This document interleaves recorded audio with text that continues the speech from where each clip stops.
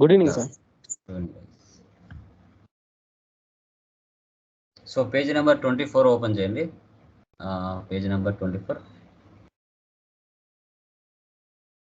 ఇక్కడే కదా మనం ఆగిపోయాం నిన్న.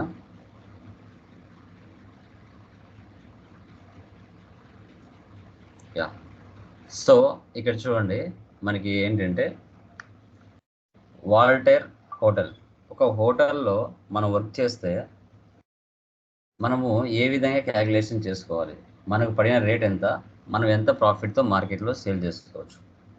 ఇక్కడ వీట్ 1200 కేజీలు 25 రూపీస్తో పర్చేజ్ చేసాం. ఆయిల్ పర్చేజ్ 350 కేజెస్ అండ్ 50తో మనం పర్చేజ్ చేసాం. సేల్స్ చపాతి 19,000 పీసెస్ 8 రూపీస్తో సేల్ చేసాం. ఆయిల్ కన్సూమ్డ్ 250తో మనం ఉపయోగించాం. ఇప్పుడు 1 కేజీకి 20 పీసులు తయారవుతున్నాయంట.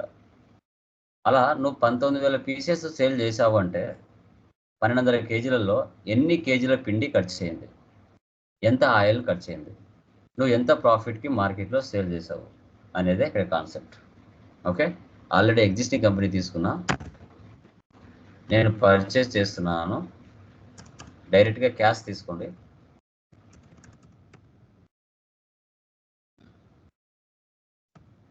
వీటంటే మనం ఇలా కూడా దీనికి ట్యాక్స్ ఏమి ఉండదు, డైరెక్ట్ తీసేయండి. సో 1200 కేజీలు, రేట్ ఎంత 25 రూపీస్. మళ్ళీ ఆయిల్ 1 కేజీ తీసుకోండి, 350 కేజీస్ 50 సేవ్ చేసేయండి. నెక్స్ట్ అదర్ వోచర్స్లోకి వెళ్ళండి, స్టాక్ జర్నల్ తీసుకోండి, స్టాక్ జర్నల్. ఓకే, సో ఇక్కడ వచ్చేసి ఫస్ట్ వీట్ తీసుకోండి, వీట్ కంట్రోల్ ఎన్ క్యాలిక్యులేటర్ అని అవుతుంది. ఇక్కడ 1200 కేజీలు ఉంది, అక్కడ 19,000 పీసెస్ బై 20 ఇచ్చినామంటే 950 కేజెస్ నువ్వు 19,000 పీసెస్ తయారవడానికి ఉపయోగించావు. రేటు పర్చేజ్ చేసిన రేటే పడిపోతుంది. ఆయిల్ 250 కేజెస్ ఆయిల్, టోటల్గా ఇక్కడ మనకి 36,250 రూపాయలు వచ్చేస్తుంది. ఇటు పక్క చపాతి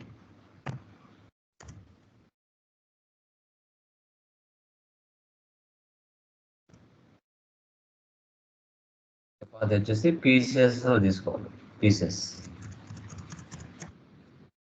క్వాంటిటీ ఎంత 19,000 పీసెస్. రేట్ ఇవ్వకండి, ఇక్కడ లాస్ట్లో 36,250 ఉంది కదా, అది ఇక్కడ ఇవ్వండి.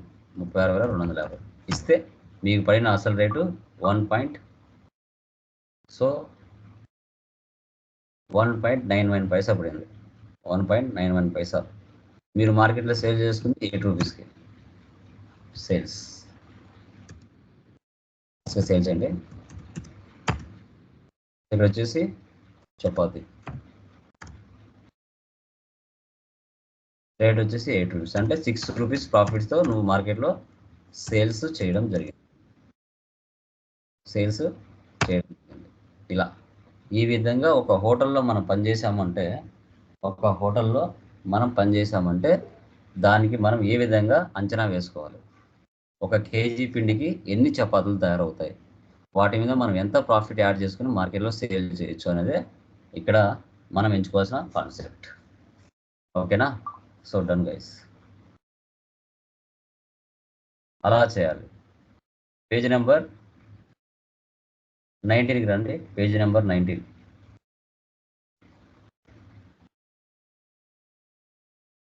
Page number 19. ఓకే, చూడండి ఇక్కడ కాస్ట్ సెంటర్స్, కాస్ట్ కేటగిరీస్ అంటే ఏంటి?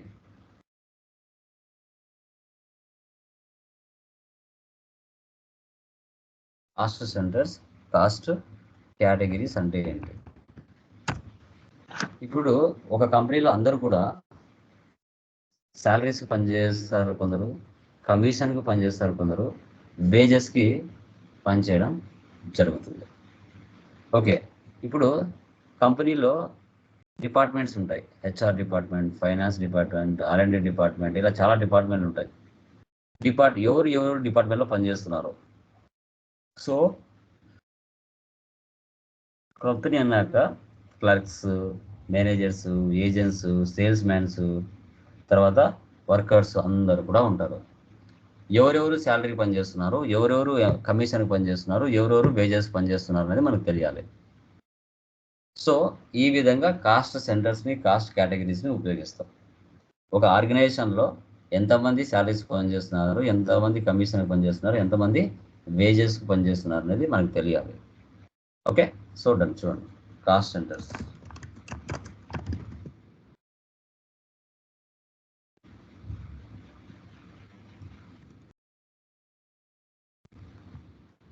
Andhra Pradesh control area. Maintain accounts first option వేసి పెట్టండి. బిల్ వైజ్ నో పెట్టండి. ఎనేబుల్ కాస్ట్ సెంటర్స్ ఈ ఆప్షన్ వేసి పెట్టండి. రిమైనింగ్ అని నో పెట్టండి. Accept or no save. Okay, క్రియేట్లోకి వెళ్ళండి. సో మోర్లోకి వెళ్తే మరిన్ని ఫీచర్స్ వస్తాయి. ఇక్కడ కాస్ట్ కేటగిరీ.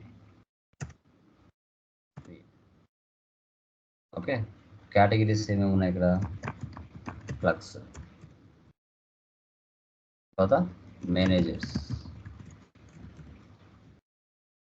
తర్వాత ఏజెంట్స్, తర్వాత సేల్స్ మ్యాన్, తర్వాత వర్కర్స్. సో ఈ విధంగా మనం కేటగిరీస్ని తయారు చేసుకుంటాం. తర్వాత కాస్ట్ సెంటర్స్కి వెళ్ళాలి. కాస్ట్ సెంటర్స్కి. సో కాస్ట్ సెంటర్స్కి వెళ్ళిన తర్వాత ఫస్ట్ క్లర్క్స్ సెలెక్ట్ చేద్దాం. క్లర్క్స్ కింద ఎవరెవరు ఉన్నారు? రాబర్ట్, తర్వాత శామ్యుయల్, తర్వాత ఎమాన్యుయల్, తర్వాత రాహుల్, తర్వాత రానా. వీళ్ళందరూ క్లర్క్స్ కింద ఉన్నారు. Next managers.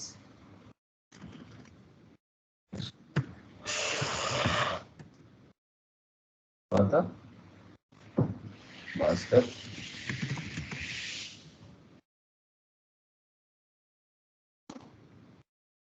జీ. వీరందరూ మేనేజర్స్. మళ్ళీ బ్యాక్ రావండి. ఏజెంట్స్, రమేష్, అగైన్ భార్గవ్, సునీల్, తర్వాత కుమార్, తర్వాత సేల్స్ మెన్ ధీరజ్, రాజ్, వివేక్, అమీర్.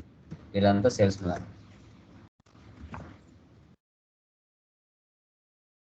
కృష్ణ, రాజా, గణేష్. వీరంతా వర్కర్స్. ఓకే, ఇలా మనము cost categories, cost centres create చేసుకోవాలి. ఆ తర్వాత లెడ్జర్స్లోకి వెళ్తే లెడ్జర్స్ ఏమున్నాయి మనకి? Just capital account, next salaries, direct expenses, తర్వాత commission, indirect expenses, wages, direct expenses. Okay, so ఈ విధంగా మనము ఎంట్రీస్ అనేది క్రియేట్ చేసుకోవాలి. తర్వాత ఎస్కేప్ ఇవ్వండి. So first receipt capital. So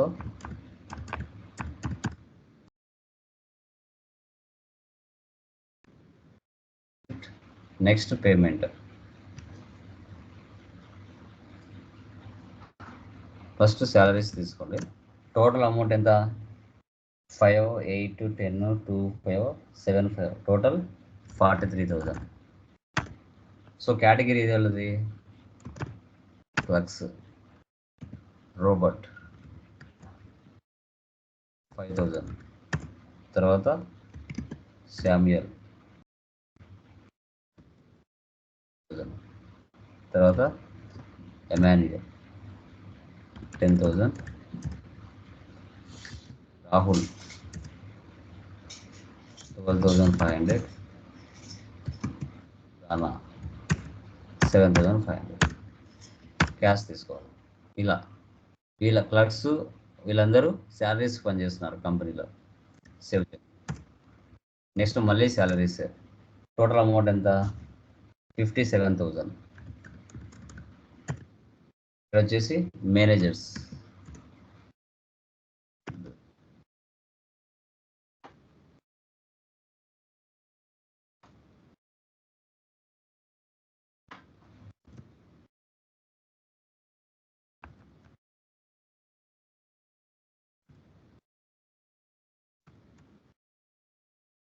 తర్వాత commission total commission paid to agents ఎంత? టోటల్ అమౌంట్ ఇక్కడ 5, 8, 12, 7, 4 ఎంత వస్తుంది? 36 ఏజెంట్స్. రమేష్, తర్వాత నవీన్, తర్వాత భార్గవ్, తర్వాత సునీల్, తర్వాత కుమార్.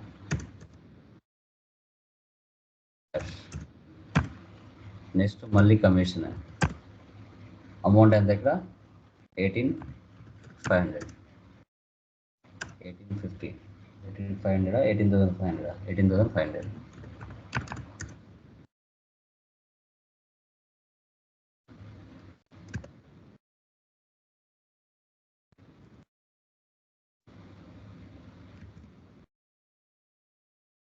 నీరజ్, రాజ్, వివేక్,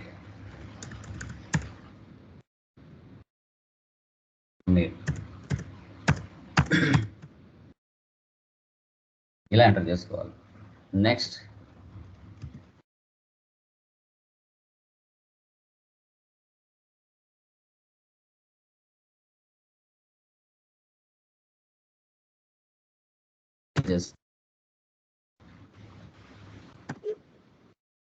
కృష్ణ 400,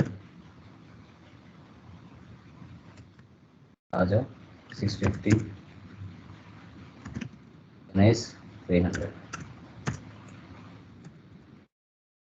ఎంటర్ చేసుకోవాలండి. సో ఇప్పుడు వెళ్ళి ప్రాబ్లం చూడండి. Alt F1 expand. Net loss ఎంత మనకి? 1,55,850. ఎస్కేప్. బోర్డ్ రిపోర్ట్స్ అన్ని షో చేస్తాయి. తర్వాత display more reports, statements of accounts, cost centres, category summary, agents, clerks, managers, sales man, so okay. ఈ విధంగా కాస్ట్ సెంటర్స్, కాస్ట్ కేటగిరీస్ చేయాలమ్మా. ఈ ప్రాబ్లంలో కాస్ట్ సెంటర్స్ ప్రాబ్లంలో ఇవన్నీ ఎక్స్పెన్సెస్ సంబంధించింది. నెక్స్ట్ ప్రాబ్లం ఏముంది? ఇన్కమ్స్ సంబంధించింది. ఓకే, ఇన్కమ్స్ వాటికి లాగా శాలరీస్, కమిషన్, వేజెస్ ఉండదు. దీని అన్నిటికీ ఒకటే ఫీజు రిసిప్ట్స్ అని ఉంటుంది. లెడ్జర్ క్రియేట్లోకి వెళ్తారు, లెడ్జర్లోకి వెళ్తారు. ఓన్లీ క్యాపిటల్ కామనే ఇక్కడ ఫీజు రిసిప్ట్స్.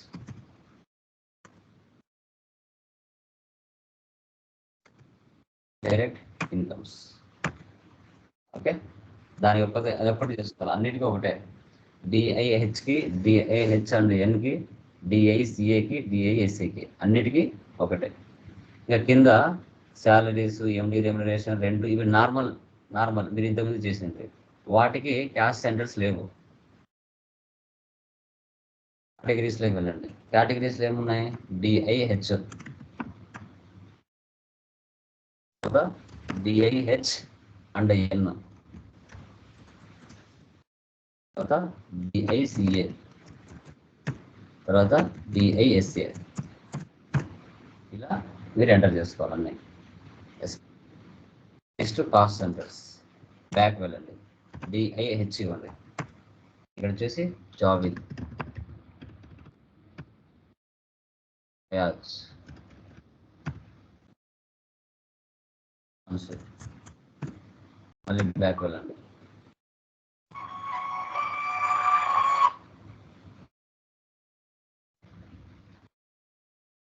తర్వాత డిఐహెచ్ అండ్ ఎన్,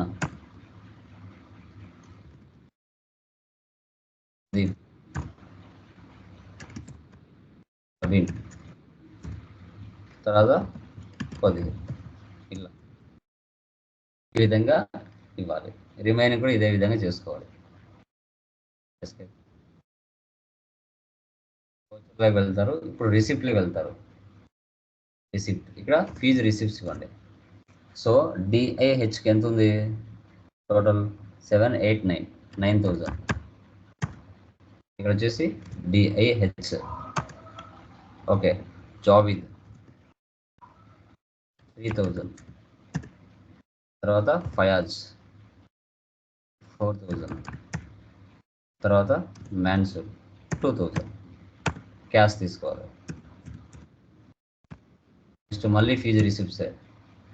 డిఐహెచ్ అండ్ ఎన్ 5,000, 11,000, 6, 11,000. సందీప్,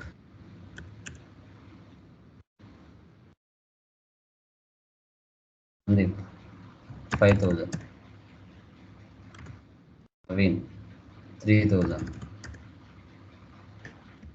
అదీర్ 3,000. ఇలా ఎంటర్ చేయాలి. ఇలాగ డిఐసిఏ తీసుకోవాలి, డిఐఎస్ఏ తీసుకోవాలి. నెక్స్ట్ పేమెంట్లోకి వెళ్తారు. ఇక్కడ ఆల్ట్ సి, రెమ్యునరేషన్,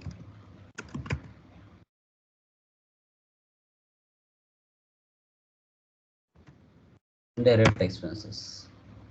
ఇక్కడ చూడండి, ఇప్పుడు indirect expenses cost centres are applicable, ఇది నో పెట్టాలి. ఎస్ పెట్టావనుకో నీకు కేటగిరీ అడుగుతుంది. కేటగిరీ లేదు కదా,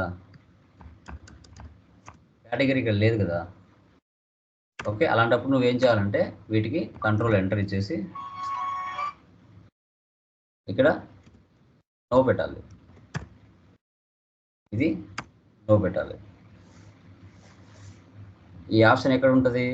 F12లో ఇక్కడ apply cost centres for ledges, ఈ ఆప్షన్ నోలో ఉంటే ఎస్ పెట్టాలి. ఎస్ పెడితే బయటకు వస్తుంది. బయటకు వచ్చిన తర్వాత దీన్ని నో పెట్టాలి. అప్పుడు ఇక్కడ మనకు అడగదు, లేకపోతే అడుగుతూ ఉంటుంది.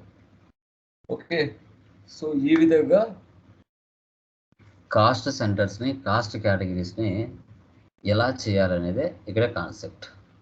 ఓకేమా? ఏమైనా డౌట్ ఉందా అండి దీంట్లో? కాస్ట్ సెంటర్స్, కాస్ట్ కేటగిరీలో ఎనీవన్ ప్లీజ్ కన్ఫర్మ్. ఎవరికైనా డౌట్ ఉందా? No sir.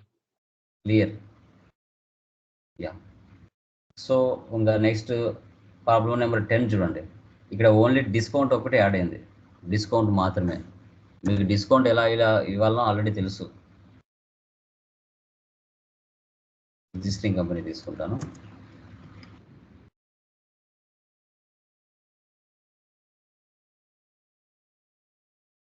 F11లో మీరు ఏం చేస్తారు? ఈ ఆప్షన్ వేసి పెడతారు, use discount column in invoices. ఎవరినో ఒకరు తీసుకుంటారు, జిల్లానో ఏదో ఒకటి ఐటెం తీసుకుంటారు. ఫర్ ఎగ్జాంపుల్ అక్కడ ఎన్ని ఉన్నాయి? 100 బాక్సెస్ అనుకోండి. రేట్ ఎంత ఉంది ఇక్కడ? 685 అనుకోండి. ఇక్కడ డిస్కౌంట్ వస్తుంది. ఇదొక్కటే ప్రాబ్లం నెంబర్ 10లో యాడ్ అయిన ఫీచర్, అంతే. అంతకు మించి ఏమి ఉండదు. రిమైనింగ్ అన్నీ మీకు తెలుసు ఎలా చేయాలనో. Medicines, energy items, toothpaste, soaps అన్నీ కూడా. ఓకే, కొత్తగా ఏమి ఉండదు దాంట్లో. ఓకే, ఆ విధంగా చేయండి. Next BRS.